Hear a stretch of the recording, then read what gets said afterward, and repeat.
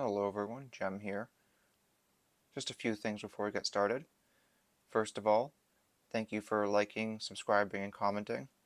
It really helps me out, and it's a great way to support me in making these videos. And also, if you see my community post, you'll know that I wasn't able to get a bundle because my local game store was sold out.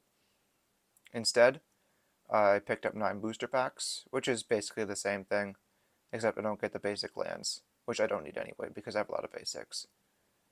With that out of the way, let's get on to the questions.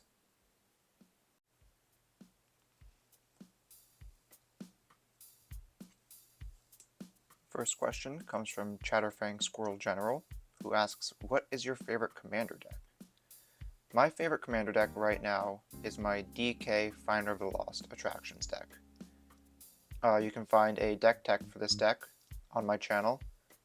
It's my favorite because I just find it really fun to play a bunch of attractions and pull off some unexpected wins with them. It's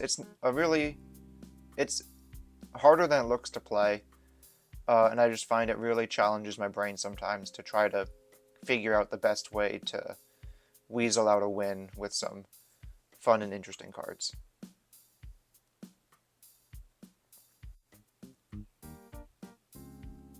Next question comes from Diverlawn3491, who asks, are you a Doctor Who fan?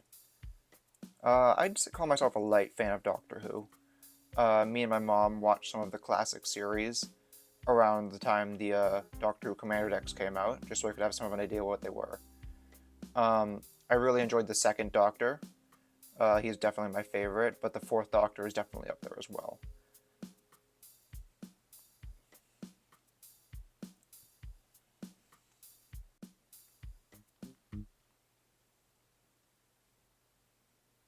Next up, we have a question from Serene Hells, who asks, what has been the best Magic villain in the past decade? I don't know. I don't call myself much of a lore nerd, but Ashiok's pretty cool, I guess. I like their style.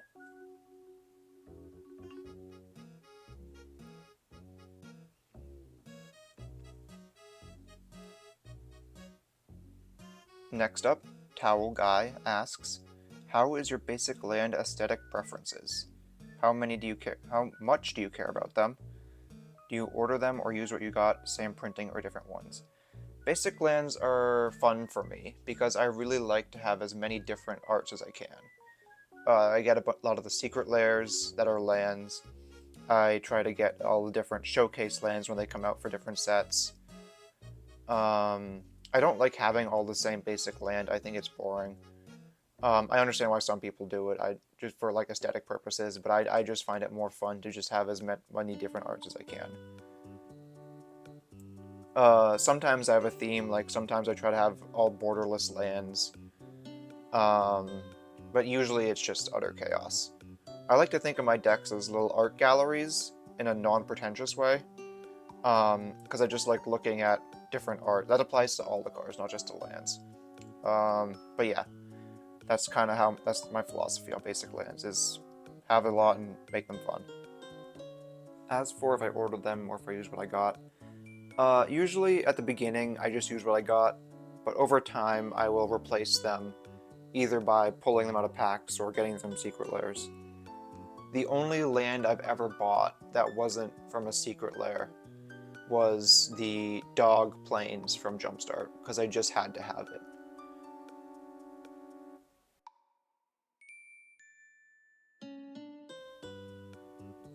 Panther Leo, if that's how you pronounce the name, asks, what's your opinion on the switch from Silver Border to the Acorn Stamp? I don't know, that's a tough one. I really like the Black Border unset, but the Silver Border I think was very iconic, and it's kind of like the White Border in a way. It makes your card look different, and it makes it stand out a lot. But I don't know. The Acorn Stamp is fun, I guess, but it's harder to pick out than a Silver Border is.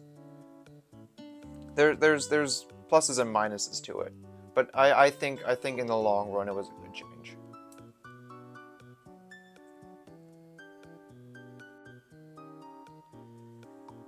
Next question. Emily Pupcake asks, what's your favorite set, aesthetically or mechanically? I have two answers here. Infinity and Lord of the Rings are my two top favorite sets. Infinity, mostly for aesthetic reasons. I think it's silly and goofy and I really enjoy that. Lord of the Rings, because Lord of the Rings is one of my favorite movie series. I haven't read the books all the way through, but my mom has, and I've shown her a lot of the cards. And it was really fun to go through them with her and have her know some of the characters I didn't even know existed, like Bill Ferny. That was really fun. She doesn't play, but she likes looking at the art sometimes.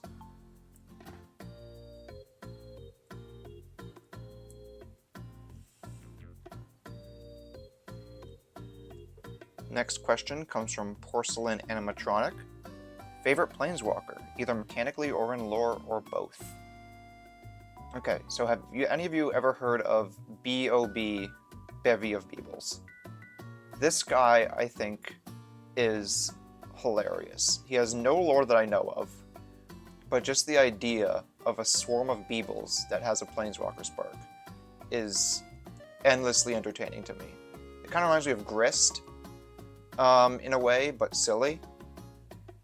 And also his abilities, the ability that his loyalty is equal to the number of Beebles you control. I think that's very interesting mechanically. I have no idea if it actually works in the rules, but if it did, I would definitely like to have it in a commander deck.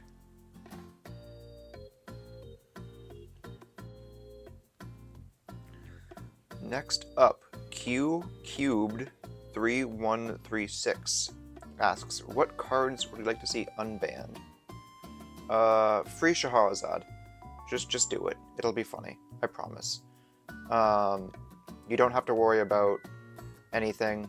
I can be trusted around black bordered subgame cards. Please and thank you.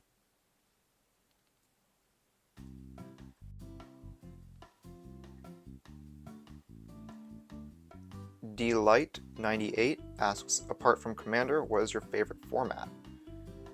Is it cheating to say Plane Chase? Because that's not really a format. It's a thing you can do with formats. Because all I play is Commander, but Plane Chase Commander is, I count as a different format, because it's so much different. The games sometimes go quicker, sometimes go slower, and it can just really be a chaotically fun time, if anybody would ever play it with me. I own a full set of planes, and I've played it twice since getting them. Oh well.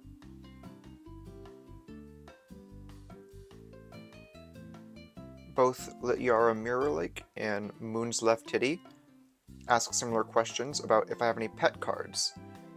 Not really. I kind of have one card that's growing on me, that's maybe become a pet card in the future, and that's Abstergo Entertainment from Assassin's Creed. This card, I think, is phenomenal. I have it in one deck right now, and I'm planning on adding it to more. I might do a video on it in the future, because I just think it's a very, very good and useful and fun card.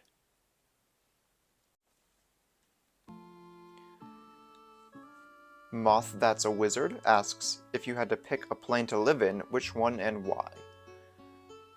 I'm gonna go with Bablovia, the unplane. Well, the other unplane, other than wherever Infinity takes place. I'd say that because, number one, I'm an unset enjoyer, and number two, because I think I would fit in with all the other weird, wacky folks there.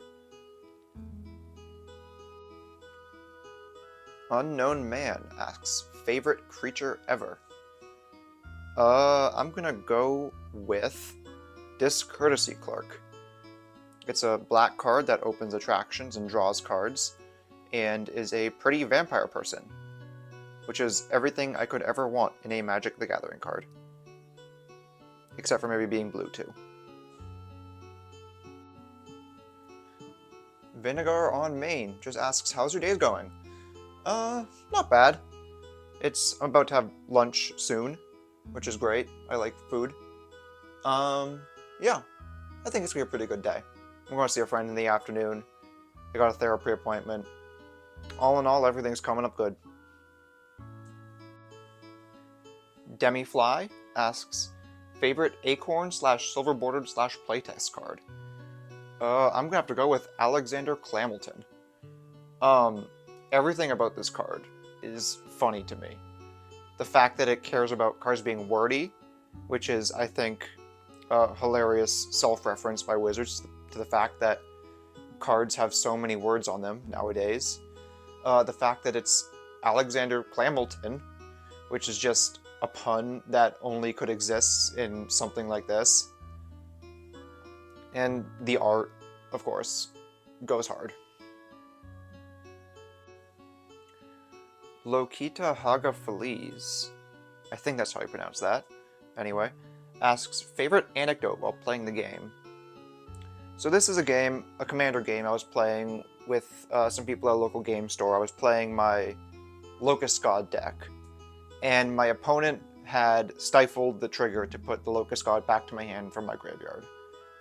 And I had been drawing nothing but lands and passing for 5 or so turns, and it was getting late, and I was getting tired, and I said, screw it, I'm packing up, I'm going home. So I told everyone. They were understandable, or they understood it, because I had been having a rough time that game. So I looked at the top card of my library to see what would have happened if I'd stayed, and the top card was Enter the Infinite, which would have won me the game on my next turn because everyone was tapped out, and I had a billion mana from playing a land and passing every turn. So, I guess that teaches me a lesson about sticking with it. Lands37 asks, have you played PDH? I have not, but I would like to. Looks like a lot of fun. Alright, I think we have time for one more question. Let's see. Eldritch Exploited asks, no, I will not be elaborating.